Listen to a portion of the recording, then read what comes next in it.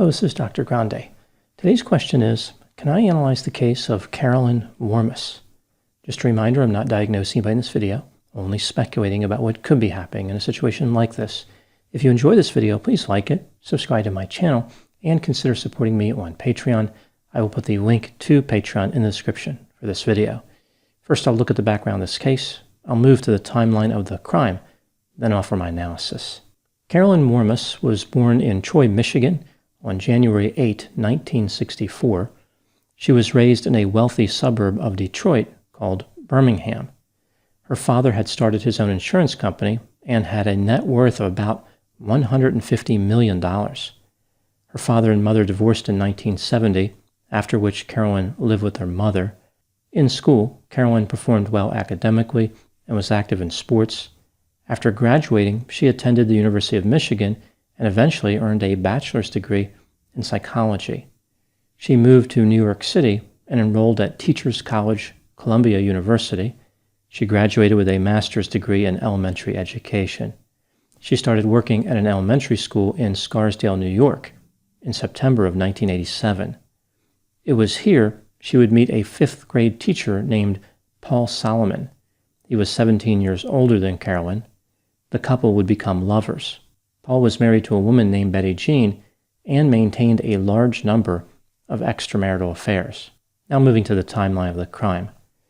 On January 15, 1989, at around 7 p.m., a 911 call came in from a woman who said, "He is trying to kill me." Later, the operator admitted that she couldn't remember whether the caller said he or she. Either way, this seems like a pretty important call, mostly because of the killing part. The call disconnected abruptly. The police were dispatched, but the address for the number was incorrect. The police visited the wrong address, didn't see anything, and left. Later, it was discovered that the woman who made the call was Betty Jean Solomon. At 11:42 p.m., Paul Solomon called 911 after arriving to his condominium and finding Betty Jean dead. He rolled her body over, saw blood, and started crying. Here's what the police found during the investigation. Betty Jean had been shot 9 times with a .25 caliber semi-automatic pistol. Empty shell cases were found scattered around her body. Betty Jean had also been struck with a blunt object on the left side of her head and shoulder. There was no sign of forced entry, and nothing was stolen. The police spoke to Paul and inexplicably allowed him to wash his hands because they were covered with blood. He was later tested for gunshot residue, but none was detected. Paul admitted that he had been engaged in several affairs throughout the years. Paul told the police that he had been bowling that evening. He left the bowling alley at around 7 p.m. and met with Carolyn at a bar. After this, they drove to a parking lot and had sex in Carolyn's vehicle. The police interviewed Carolyn. She didn't appear to be too surprised by the news. She was more concerned about Paul and didn't really seem to care about what happened to Betty Jean. She gave the police the same story about meeting Paul at a bar and having sex in her car in a parking lot. She said they were there until about 11:30 p.m. The police suggested that Paul, Carolyn, or both were involved in the murder. They checked out Paul's alibi, and it was confirmed by witnesses. The police then focused their attention on Carolyn. Just 6 months after Betty Jean's homicide, Paul traveled to Puerto Rico with another woman. Carolyn followed Paul and his new romantic interest to Puerto Rico. Carolyn engaged in a few activities to disrupt Paul's new relationship. A few examples: she made her way to the hotel where the couple was staying and bribed employees to deliver messages to Paul. Carolyn contacted Paul's new lover and told her that Paul was suspected of killing Betty Jean. And she called the woman's family members, identified herself as a police officer, and made statements damaging to the new relationship. Paul's new lover was able to get a restraining order against Carolyn after returning to New York. The police found this behavior curious and looked more into Carolyn's background. They found evidence of a similar incident in 1983 when Carolyn was in college in Michigan. She was dating a teaching assistant who ended the relationship and started dating another student. The teaching assistant and the student planned on getting married. Carolyn wasn't too happy about this. She managed to get the couple's unlisted number, and she broke into their apartment. At one point, Carolyn left a note for the teaching assistant's new lover. She said, "I hope you enjoyed the past week not being bothered by me, because now that I'm back from vacation, you can start worrying all over again." Carolyn implied that her body was more attractive than her rival. She specifically mentioned that she had received a tan, presumably from the vacation. In 1985, before Carolyn met Paul, she had an affair with a married bartender from New Jersey. She hired a private investigator named Vincent Parco to follow the bartender, but then she ended up having sex with Vincent.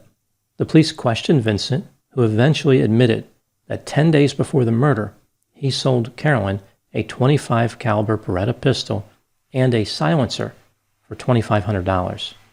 Carolyn was arrested and charged with murder. Her trial started in January 1991.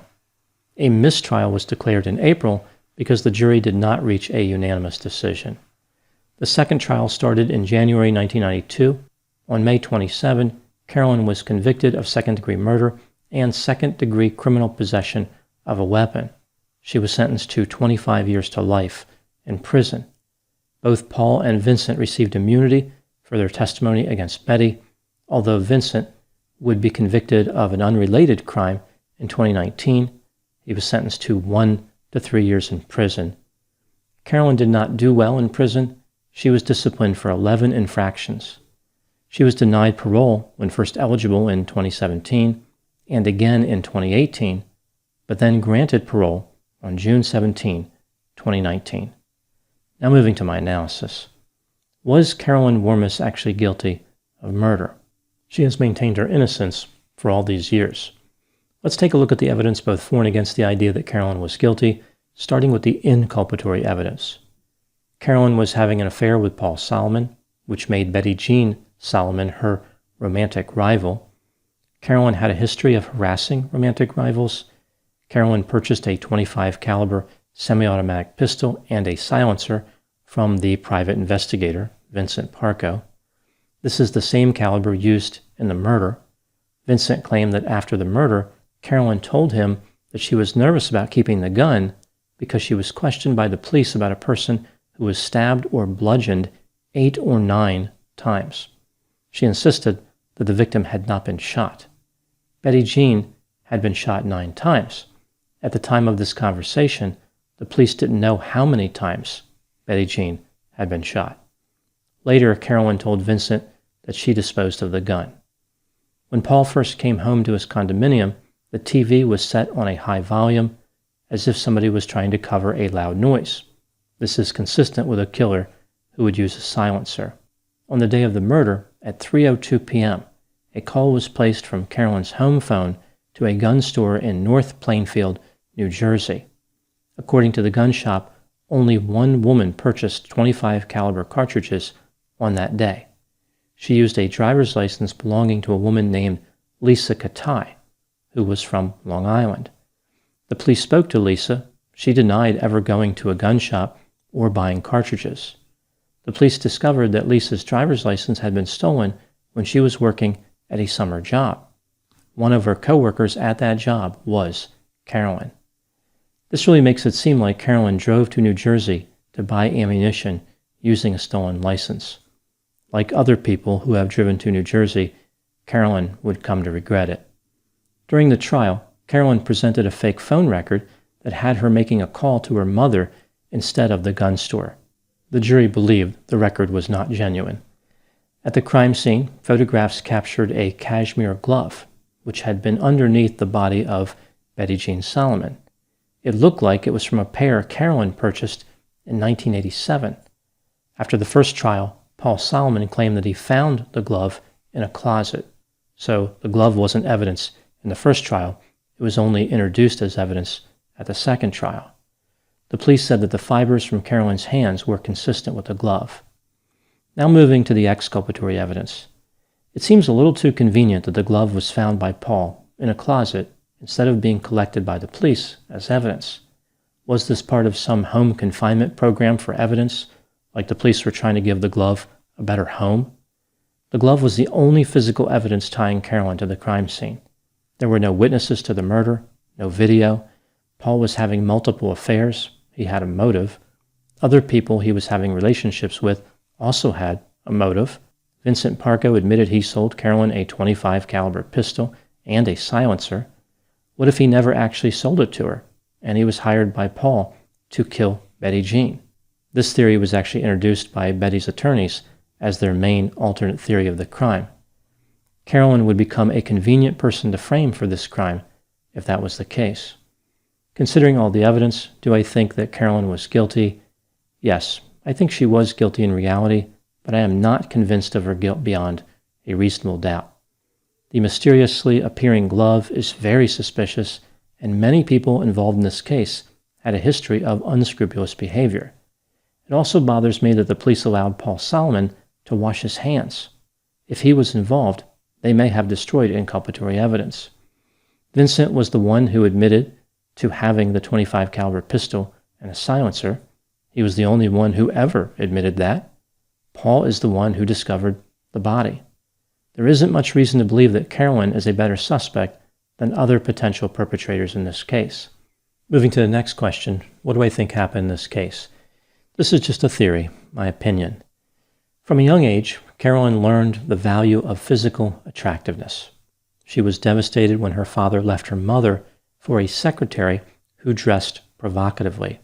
The secretary was also quite a bit younger than her mother. Carolyn started to view romance in terms of attractiveness. Attractive people could get what they want and perhaps even deserved to have their desires fulfilled. Carolyn's romantic life consisted of her chasing men who were already married or otherwise attached. She focused on one man at a time, investing all of her energy into the fantasy of a perfect love life. She idealized the man who she was targeting. Eventually, Paul Solomon became this man. Carolyn had low self-esteem. All her value was tied to her physical attractiveness. She may have felt badly about her attitude toward Paul, which resulted in her projecting her own low self-esteem, shallowness, self-hatred, and nefarious tactics onto her romantic rivals, which in this case was Betty Jean Solomon.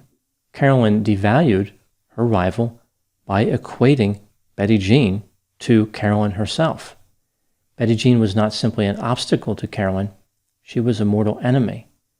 Carolyn refused to see Paul as guilty in any way. In order to keep him untarnished and perfect in her mind, all the blame had to go toward Betty Jean. In addition, Betty Jean had a 9-year affair with her former boss, who was also married. Carolyn could have used this information to further intensify her anger against Betty Jean. Like Betty Jean was being greedy, she wanted to be with Paul and another man at the same time. Once Betty Jean was completely devalued in Carolyn's mind, it was easy for Carolyn to murder her and have sex with Paul only a few hours later. This might have actually been exciting for Carolyn. It symbolized her complete victory and a potential future relationship with Paul. Now moving to my final thoughts. I think it's possible that Paul sent signals to Carolyn, perhaps unintentionally, that he would be happier without Betty Jean in the picture. Either way, having multiple affairs is playing a dangerous game. Every now and then, someone being reckless in this way may find an affair partner who doesn't understand that they are being used, who doesn't appreciate the relationship was intended to be casual, and whose determination to find the love of a lifetime is without limits. Those are my thoughts on the case of Carolyn Warmus. Please put any opinions and thoughts in the comment section. They always generate an interesting dialogue. As always, I hope you found my analysis to be as intriguing as a glove that doesn't want to spend time in a police evidence locker. Thanks for watching.